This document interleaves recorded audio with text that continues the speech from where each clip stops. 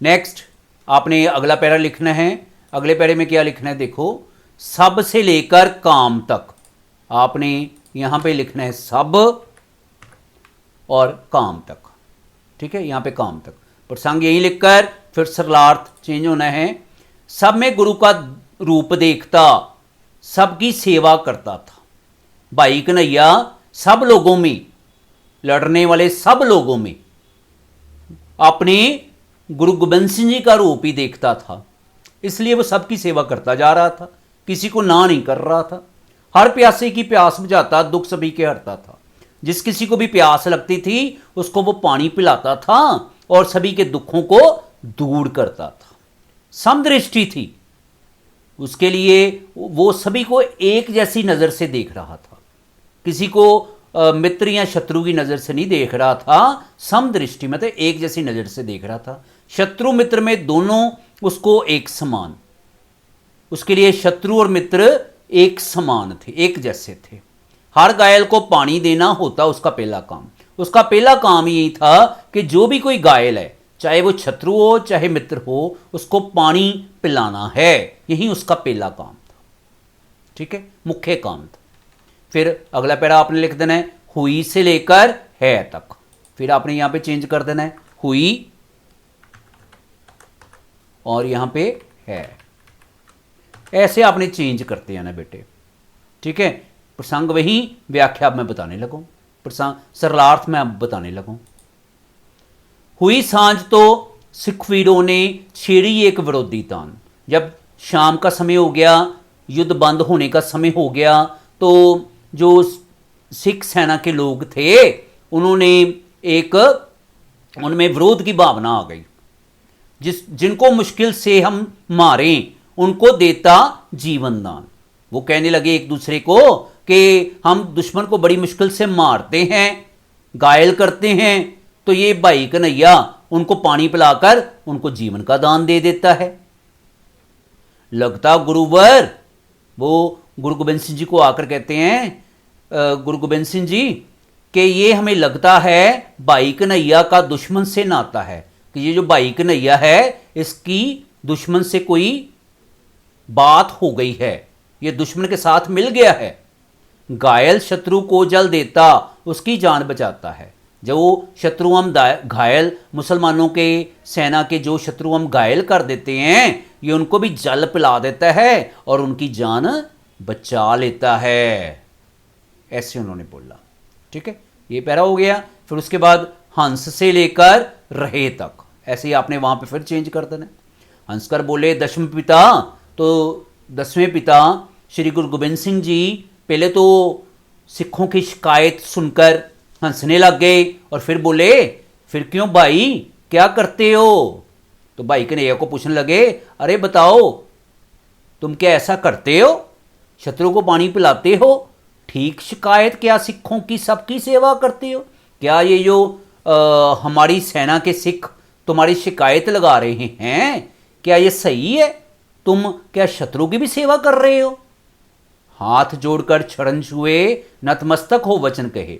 तो भाई कन्हैया ने अपने हाथ जोड़ लिए गुरु साहब के सामने और उनके सामने अपना सिर झुकाकर ये कहने लग गया, वचन कहे। क्या कहने लग गया?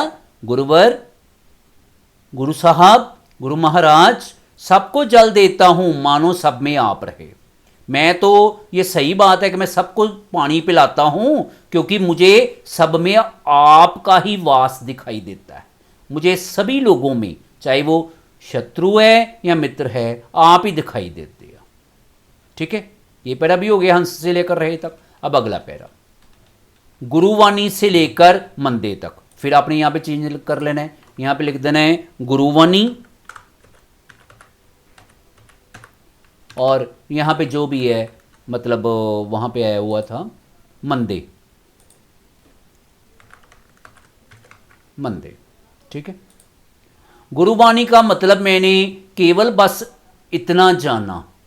तो भाई कन्हैया जी गुरु साहब को कहने लग गए कि मैं जब आपकी बातें सुनता हूं, आपके उपदेश सुनता हूं, तो मुझे तो उनका मतलब यही लगा है, देखूं हर प्राणी में प्रभुवर कोई नहीं है बेगाना, कि मुझे प्रभु आपकी वाणी सुनकर किसी भी प्राणी में कोई भी बेगाना नहीं लगता, कोई भी पराया नहीं लगता। बेगाना का मतलब अव्वल अल्लाह नूर वही हैं, कुदरत के सब बंदे, सभी जो लोग हैं वो कुदरत के बनाए हुए हैं, ठीक है। सभी में अल्लाह या प्रभु का समावेश है, वास है, जिसको हम वास कहते हैं, उसको हिंदी में समावेश है। सब जग फैला नूर उसी का, सारी दुनिया में एक ही ईश्वर का रूप है।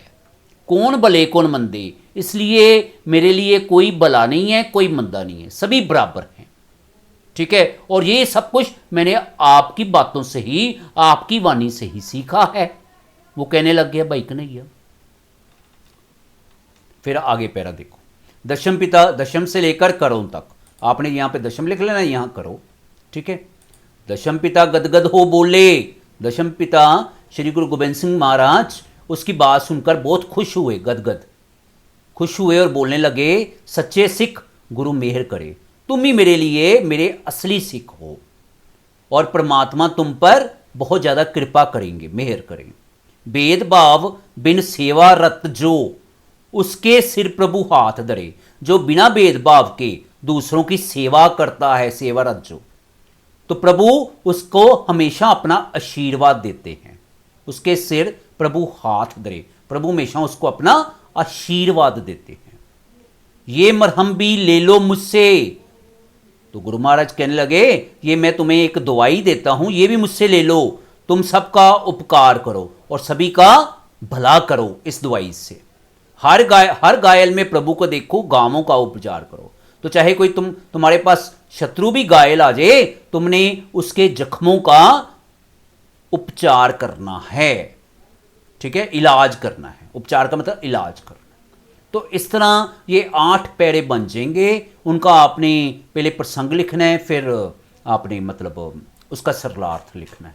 देखो ध्यान से, ये मतलब आनंदपुर से लेकर कान तक पहला पैरा हो गया, वीर से लेकर था तक दूजा, जलती से लेकर काम तक तीसरा, सब से लेकर काम तक 4th, हुई से लेकर है तक 5th, हंस से लेकर रहे तक 6th, गुरुवाणी से लेकर मंदे तक 7th, और दशम से लेकर करो तक 8th।